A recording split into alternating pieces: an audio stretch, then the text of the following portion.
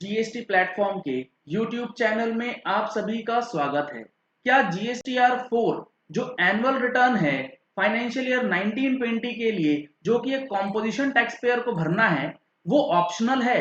क्या उसे भरने की जरूरत नहीं है? बहुत सारे लोगों का ये सवाल आ रहा है।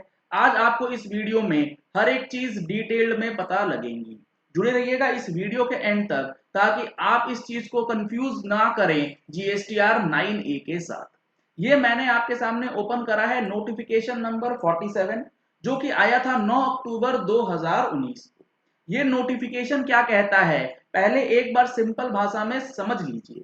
ये नोटिफिकेशन कहता है वो पर्सन जिनको सेक्शन 44 सब सेक्शन 1 के अंदर जो एनुअल रिटर्न प्रेस्क्राइब्ड है एज पर रूल 80 वो नहीं भरनी है अगर आपका टर्नओवर 2 करोड़ से कम रहता है। कौन से साल के लिए? Financial year 17-18 and financial year 18-19। अब सेक्शन 44 सब सेक्शन 1 इसके अंदर जो एनुअल रिटर्न की रिक्वायरमेंट दी गई है वो दी गई है हर एक रजिस्टर्ड पर्सन को other than input service distributor, casual taxable person, non resident taxable person, TDS या टीसीएस जो डिडक्ट या कलेक्ट करने के लिए लायबल हैं उन लोगों को सेक्शन 44 सब सेक्शन 1 से बाहर रखा गया है।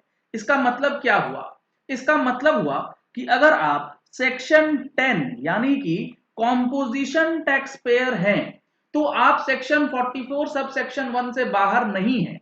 यानी कि आपको एनुअल रिटर्न भरना है as per rules and as per provisions. लेकिन नोटिफिकेशन नंबर 47 क्या कहता है अब एक बार हम लोग देख लेते हैं। यहां पे मैंने आपके सामने ओपन करा है नोटिफिकेशन 47।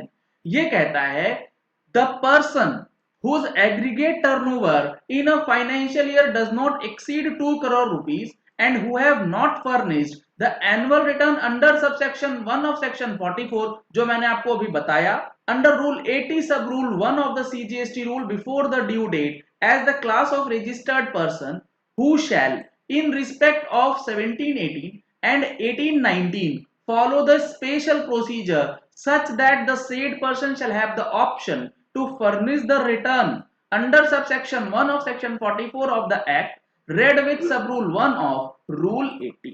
इसका क्या मतलब हुआ एक बार समझ लीजिए।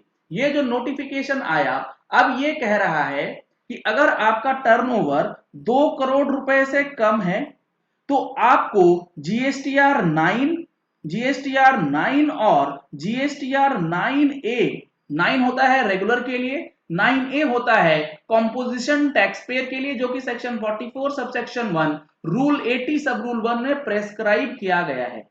इस चीज को ध्यान रखिए, रूल 80 की बात हो रही है यहाँ पे।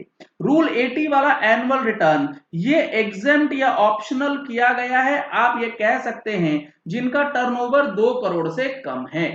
लेकिन क्या जीएसटीआर 4 क्या हमारा रूल 80 के थ्रू गवर्न होता है या इसके लिए कोई और रूल दिया गया है? और दूसरी बात नोटिफिकेशन 47 ये 17-18 और 18-19 की एग्जम्पशन की बात करता है जबकि जीएसटीआर 4 जो है वो जाएगा 1920 के लिए।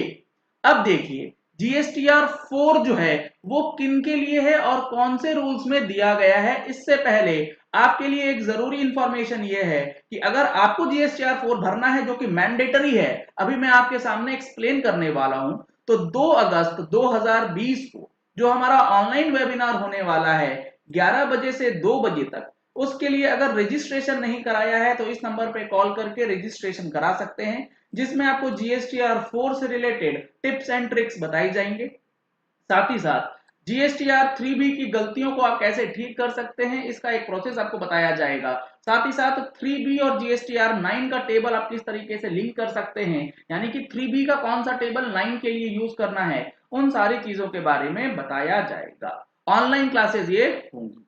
अब देखिए जो मैं आपके सामने सीजीएसटी रूल 80 है वो ओपन करता हूं। रूल 80 सब रूल 1 कहता है every registered person other than those referred to in the proviso to subsection 5 of section 35 जो कि ऑडिट की बात है, other than input service distributor और or a person paying tax under section 51, 52 TDS, TCS, casual taxable person and a non-resident taxable person shall furnish an annual return in 9, provided that a person paying tax under section 10 shall furnish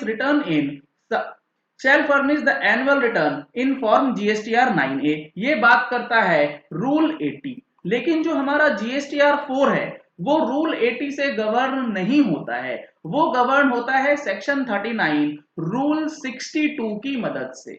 अब आपको यहां पर समझना होगा जो notification 47 है वो rule 62 के फॉर्म के लिए एग्जम्पशन नहीं देता है। रूल 62 कहता है form and manner of submission of statement and return, यानी कि रूल 62 के अंदर 1 अप्रैल 2019 ऑनवर्ड्स हर एक कॉम्पोजिशन टैक्स पेयर को क्या क्या फाइल करना है। एक तो फाइल करना है CMP 08 क्वार्टरली स्टेटमेंट होती है ये रिटर्न्स, ये आपको टैक्स जमा करने के लिए चाहिए। और हर एक फाइनेंशियल ईयर के लिए GSTR 4 जो है वो 30 अप्रैल तक फाइल कर देना है, जिसकी डेट अब 31 अगस्त 2020 तक बढ़ा दी गई है। तो कहने का मतलब है कि GSTR 4 में कोई एग्जम्पशन नहीं है, वो आपके लिए मैंडेटरी है, क्योंकि वो गवर्न होता है रूल 62 से, ना कि रूल 80 से। एग्जम्पशन है नोटिफिकेशन 47 का रूल 80 वालों के लिए। इस चीज को समझ लीजिए, नहीं तो आगे चल के आपको परेशानी आ सकती है। और दूसरी बात, जो हमारा GSTR 4 है इसके ऊपर लेट फीस लगेगी या नहीं, इसको भी लेकर के काफी लोगों का सवाल आता है। तो GSTR 4 जो है वो एक रिटर्न है, जबकि CMP 08 जो हम लोग फाइल करते थे वो एक स्टेटमेंट थी। अगर आप इसे लेट करेंगे तो लेट फी नहीं लगेगी। GSTR 4 है, इस पे लेट फीस जो है वो लगेगी ही लगेगी अगर आप ड्यू डेट फॉलो नहीं करते हैं। तो अब आपको समझ आ गया होगा कि GSTR 4 जो है वो कैसे भरना है। सर ये ड्यू डेट्स इतनी बार चेंज हो रही है, इनकम टैक्स का डेट फिर चेंज हो गया, तो ये सारे डेट्स हम लोग कैसे रिमेंबर करेंगे, कैसे हम लोग एक्यूमुलेट कर सकते हैं। इसके लिए आपको सिंपल एक काम करना है, हमारा जो मैगजीन है जिसके अंदर आपको सारी चीजें डिटेल्ड में दी जाती हैं ड्यू डेट से रिलेटेड, हर एक चीज उसमें आपको मिल जाएगी। साथ ही साथ मंथली टैक्स रिलेटेड अपडेट्स वो भी आपको रिसीव होंगी। तो अगर आपने अभी तक सब्सक्राइब नहीं किया है तो इस नंबर पे एक मैसेज ड्रॉप कर सकते हैं कि मुझे सैंपल कॉपी चाहिए आपके मंथली टैक्स मैगजीन की, आपको सैंपल भेजा जाएगा और उसके बाद आप उसे सब्सक्राइब कर सकते हैं। और सैंपल कॉपीज लेने के लिए आप इस ईमेल पे भी अपनी रिक्वेस्ट डाल सकते हैं, साथ ही साथ इस नंबर पे व्हाट्सएप भी कर सकते हैं। तो जल्द से जल्द सब्सक्रिप्शन जो है वो लें ताकि आपको बेनिफिट ज्यादा से ज्यादा हो सके। चलिए इस वीडियो को यही एंड करते हैं। आशा करते हैं कि आपको ये वीडियो पसंद आया होगा। अगर आपको ये वीडियो पसंद आया तो इस वीडियो को लाइक और शेयर करना मत भूलिएगा, ताकि मैक्सिमम लोगों तक ये इन्फॉर्मेशन पहुंच जाए कि GSTR 4 ऑप्शनल नहीं है, ये मैंडेटरी है 1920 के लिए। अगर आपने अभी तक हमारे चैनल को सब्सक्राइब नहीं किया है तो वो फ्री सब्सक्रिप्शन है, उसे जरूर सब्सक्राइब कीजिएगा। नीचे दिया गया है रेड कलर का सब्सक्राइब बटन, उसे प्रेस करके साथ में जो बेल आइकन है उसे दबा लीजिएगा। Thank you and have a nice day.